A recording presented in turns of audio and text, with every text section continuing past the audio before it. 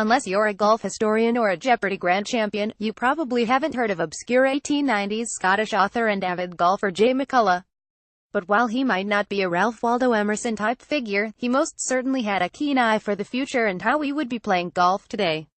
McCulloch's Golf in the Year 2000, or What We Are Coming To, is an early work of time travel fiction that made some surprisingly accurate predictions about modern-day golf. The premise of the book is that the main character, Alexander John Gibson, fell into a trance on the night of Thursday, March 24, 1892, after playing a round of golf with his friend in Scotland. He would proceed to sleep for 108 years and woke up on March 25, 2000. More future of golf: what the game will look like in 100 years. The world he found was obviously much different than the one he fell asleep in. McCulloch goes on to describe what the world of Great Britain might look like and does a surprisingly good job of it. Some of the technology he saw coming was the subway system, transatlantic travel under 2 hours, color photography, elevator lift systems, and shaving without a razor, instead using a brush with a liquid which left his face smooth. But as for golf, McCulloch made some pretty radical guesses on what the future would look like. Some of them were surprisingly close, others we are very glad don't exist. Here are some of the ideas he had. The 4 jacket. Imagine during your swing, you're interrupted by a loud 4 before you've even hit your shot. By golf conventions in 1892 and today, this is rude, distracting, and likely will lead to an undesirable shot. In this vision, McCulloch saw a jacket. It used to be proper attire to wear a golfing jacket that, during the swing, the airflow would cause the jacket to shout a preemptive 4 to alert other golfers of your shot. Prediction grade F. Modern day equivalent the ISNT1, and for that, we are very grateful. Putter putting becomes much more simplified in McCulloch's version of the year 2000. Instead of needed to worry about turning your shoulders or wrists, the putter of his design would have the golfer hold the grip, choose a distance, and hit a button. This would cause the shaft of the club to swing like a pendulum and strike the ball. All the golfer would need to do is account for the line and slope of the putt. Prediction grade C. Modern day equivalent, anchored putter. The idea of McCulloch's putter was basically to eliminate some of the variables of putting.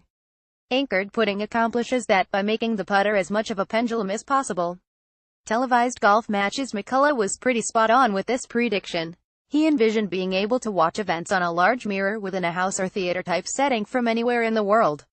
Instead of cameras and transmitting via satellites and cables, his vision was that a large system of mirrors would be used to give viewers a look at what was going on.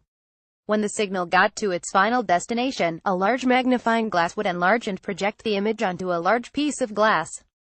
Prediction grade A. Modern day equivalent television.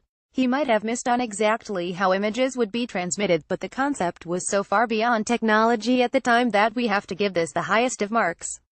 Club design in 1892, clubs were primarily made of wood, in particular, hickory. McCulloch took several takes at what drivers and irons would look like. The one that he perfectly predicted was that clubs would be made of steel. A cool concept that didn't quite work out the way it was imagined was that the clubs would keep the score for you via a dial on the club.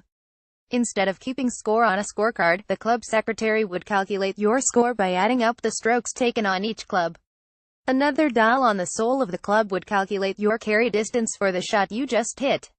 Prediction grade B. Modern day equivalent Arcos driver performance tracking system. While we still use a scorecard, we do have the ability to put a piece of equipment on our golf clubs to see how far the shot goes. But as far as the dials go, he wasn't completely wrong, since we can change the loft on drivers and the weight distribution to create geared draws, fades, hooks, and slices. Some other predictions there would be the ability to control the weather so rain would never interrupt your round. The powers of Europe decided to end wars fought with guns and bombs. Instead, disputes were settled by golf matches. While they were rare, a match between countries would include teams of 100 men to a side. 50 would play in each country. Fancy the fate of an empire hanging on a putt, the hopes of a country shattered by a bad-lying golf ball, a tricycle-looking contraption that golfers dragged behind them, which carried their clubs for them instead of a caddy. Sounds an awful lot like a pull card, doesn't it?